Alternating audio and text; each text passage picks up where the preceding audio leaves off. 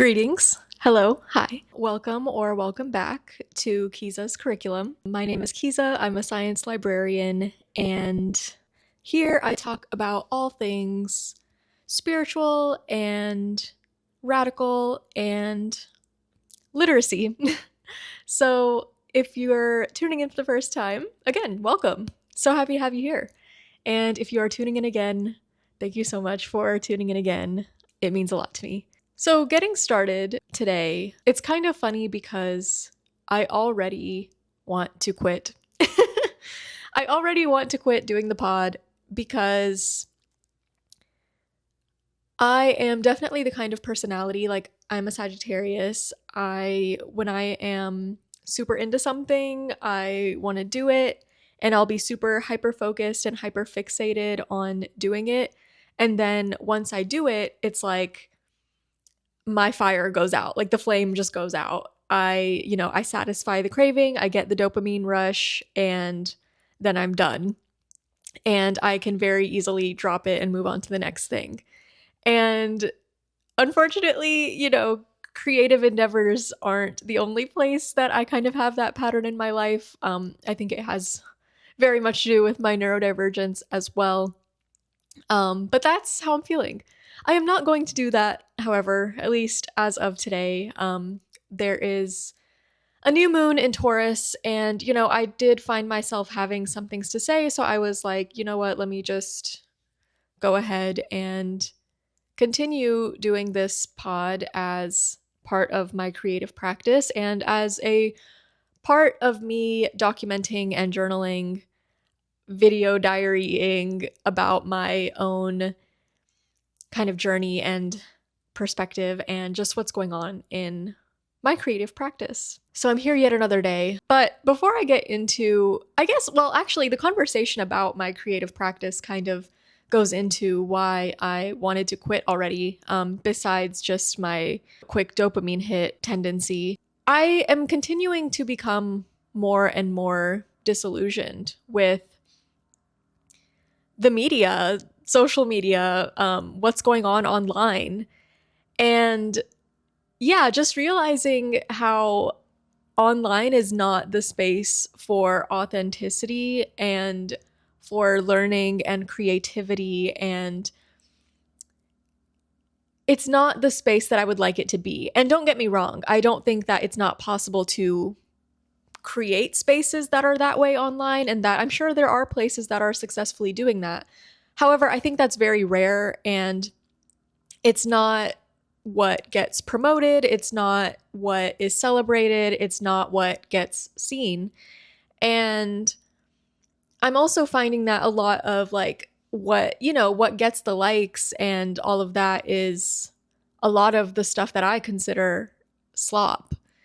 And I don't care to make quote unquote content or, share my art and these personal, vulnerable sometimes thoughts in a place, in a platform where it is just part of the slopification, right?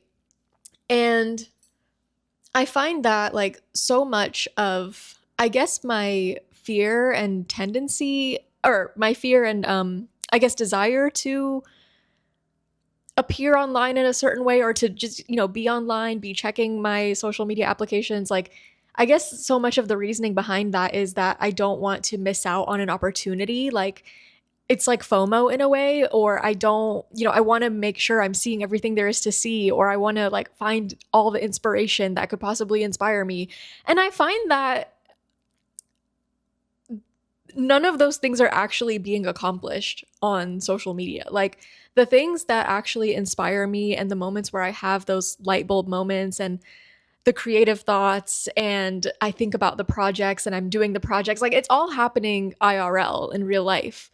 It's not happening through avenues of social media. Like, the opportunities that I get, the other creative people that I meet, like, it's not happening through online. And also, I'm finding that the more, a lot of what is online is becoming more and more predictable, and a lot of it I can't even tell if it's, AI or not anymore. And I'm finding that, I don't want to be conditioned and flattened by kind of the rinse and repeat stuff that I'm seeing online, and just just again, the slopification, the myth of the perfection that we're like conditioned to believe is truth and reality online is just not real. And yeah, there's just such a flattening happening of thought, of critique, of culture, of um, creativity. And people, artists are burnt out because it's not about creating for the love of the game anymore. It's about feeding an algorithm and meeting an algorithm. And that is always going to be a stereotypical, like biased position. It's always going to be an inauthentic, unnatural kind of aspiration and way of being that people are just tired of. And yeah, it's so interesting to me to experience the online world versus the world in real life. And I really think that, the best thing that we can be doing for ourselves right now is being unpredictable and breaking out of routine, breaking out of patterns, because so much of what AI and these algorithms are doing to us is flattening and wanting us to be predictable, like wanting to know what we're going to look at next so that they can hold and maintain our attention.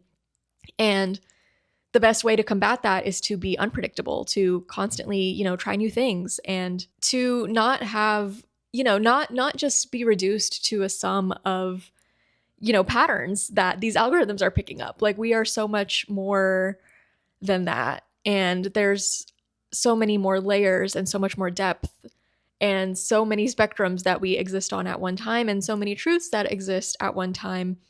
And social media, algorithms, AI, like, they all just kind of flatten all of that, and they take away the dimensionality, the multitudes that all of us are and that all of life is. So going back to why that makes me want to quit doing the podcast, it's because like I want to be more present in real life. Like, I don't really feel the need to or at least I don't want to sit and make content. And I think it's so easy when you're making YouTube videos or like doing something like a podcast. It's like you want to get views, you want to get listens, right? So it's so easy to think about, well, how should I present myself, or what should I talk about that is going to, get me those clicks, get me those views, those likes. And I'm realizing as I am learning more about myself and what I want my creative process to be and exploring what that looks like, I'm realizing that I want it to be me being more embodied. Like, I want to be more embodied in my own body, and I want to be present in real time. I don't want to create art for other people, just with certain art forms, especially like podcasts, YouTube videos, like it's about an audience, right? Like, it's about, you're thinking about the audience. That's who you're creating the content for. But I'm realizing that like I'm actually selfish. Like, I don't want to think about an audience. I don't want whatever my art to be for other people. I actually just want it to be for me. I want it to bring me joy. I want it to make me feel fully embodied. I want it to make me feel my feelings and to feel my body and to, get back into my body and to explore the wisdom of whatever wants to come out through my hands, through my movement, through, whatever. And to me, that comes in so many forms, and it's something that I try to express and to tune into throughout the day, no matter what I'm doing. I can tune into that creativity and that flow and that essence of divinity, no matter, if I'm just like waking up, if I'm cooking something. It's really through everything that I'm doing in my day, with care, with slowness, with consideration, with cognizance, right? And I want to carry that into whatever my creative practice is. Again, like, I don't know if I'm quitting or not. At least, I'm sitting in front of you right now, today. Maybe at some point I'll do this. Maybe I won't. It's imperfect. It's messy. It's incomplete. But that's how I'm feeling right now. And yeah, I want to make selfish art. I want to be selfish with my creative practice. And I'm realizing that that is so much more real and authentic to me rather than, thinking about what an audience wants or what an algorithm wants and trying to conjure up content. Another thing that I'm learning, speaking of community, speaking of practices and it being so imperfect and messy, is that being in community, that means being inconvenienced. And that inconvenience is actually the beauty of the whole thing. When I'm in these real life spaces, for example, today I was at a free festival in my city where everything was free. People in the community gathered to have free food. There were hot dogs, veggie dogs, stuff like that. There was a community painting where people could add to the painting. There were people who were giving away clothing. There were people giving away seeds to plant, vegetables, flowers, things like that. Free drinks. There was a puppet show for the kiddos, books, like household supplies, things like that people were giving away. And it was just a creative, collective community space, which was so beautiful. And being in that space made me realize that community and communal spaces like that, where you're sharing, where you're having to be considerate of others, masking when indoors if needed, or, making space to sit with people that you don't know outside, being around the kids, making sure that they're seen and heard and have a space and have things to do. All of that, it can feel very inconvenient, right? But that is the beauty of the connection. It's the value of community, and it takes time to build. It's something that I'm, slowly but surely learning and, slowly but surely meeting new people and finding spaces where I feel comfortable and feel seen and, finding the people that I want to be in community with. I think it is challenging. I don't want to label myself as a radical. I have a very hard time labeling myself as anything, especially as an INFJ. Again, another neurodivergent thing. I don't like labels too much, but in exploring this kind of way of thinking of being of community through a radical lens, a lens of resistance, I understand that only works if you are in community with the right people that you trust, and you're in spaces where you are okay with being inconvenienced with these people. Like you are okay and you accept that, okay, these are the people that I'm going to be inconvenienced for, that I may inconvenience, and we need to trust and hold each other through whatever is happening. And it's hard to find that, I will say. Like, it's hard to feel that. It's hard to even be around people long enough for that kind of comfortability to grow, especially in today's day and age. Like, I find so much kind of unconditioning or deconditioning that I'm doing within myself in order to learn how to be in community.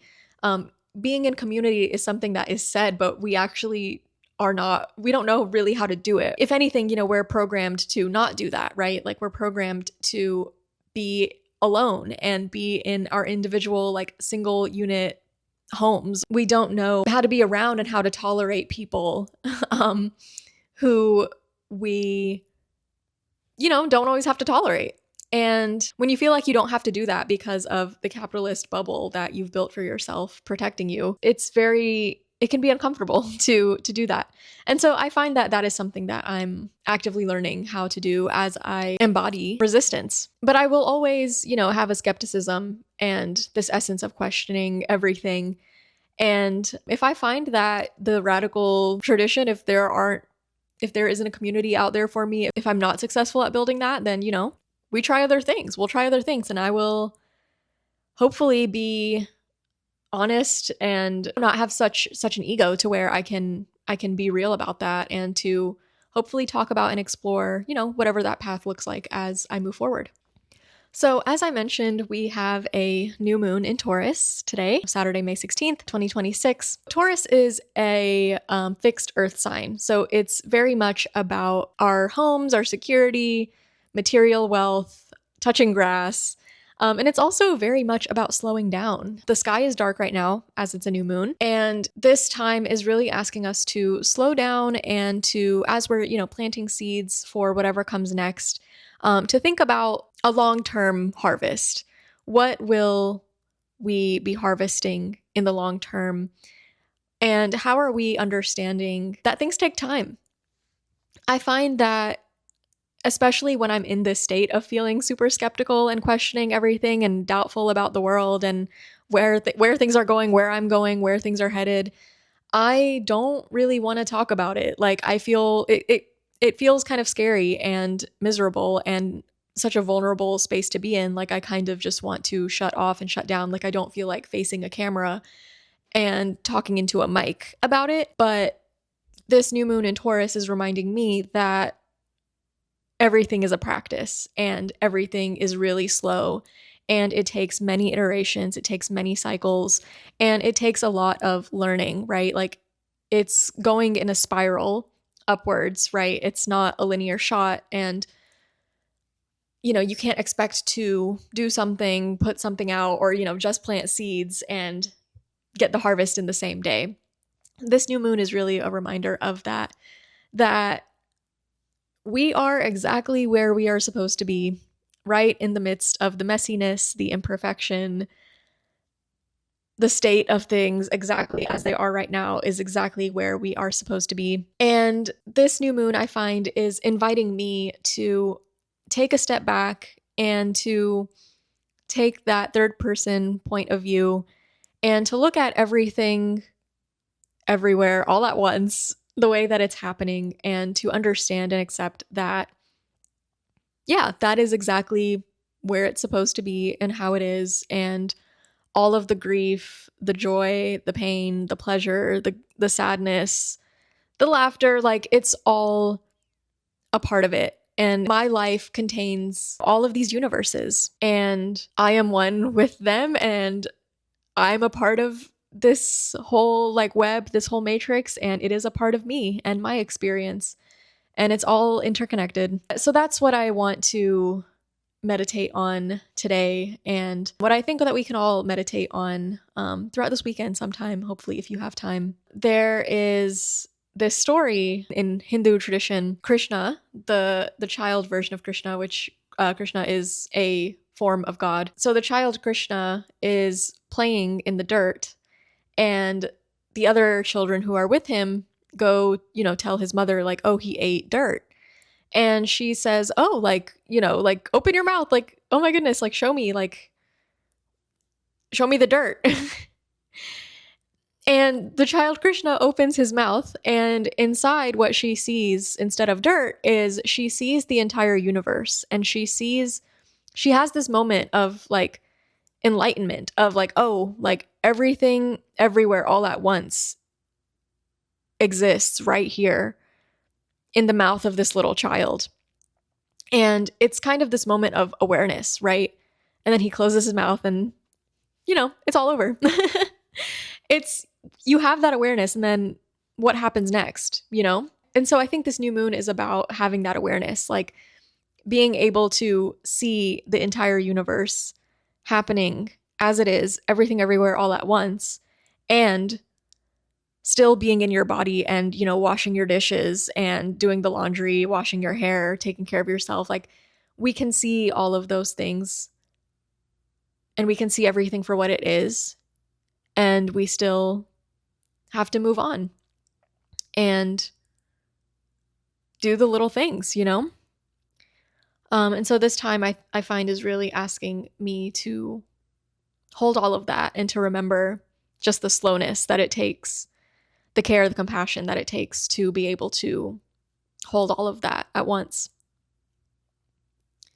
So in a way, all of this kind of blends together, right? Like, being inconvenienced, my relationship with my creative practice, and the patience that I'm having to have with that, the returning to it, the iterations of it, even when I don't feel like it, being exactly where we are supposed to be, very imperfectly and messily, finding community. There's time for it all, even though it doesn't feel like there is. And even if there's not, I hope we just have time to be. And I hope that, like, I don't want to look back and think that, oh, the time that I was working so hard to like get time was the time itself. Like, it really is about the process. It really is about the journey. There's no there, like, or there is a there, but once you get it, then there's just another there. So, it's all illusory. It's all delusion. This new moon is really asking and grounding me and telling me to be here and to just be in the slowness of it and the juiciness of the moment. So that is what I am going to try to practice today. I picked up some zines, some magazines. So I want to maybe do some of my own zining today. And I want to just marinate on what's been going on, what I've just talked about. And I hope that you get to do the same. Thanks for tuning in. Until next time, take care.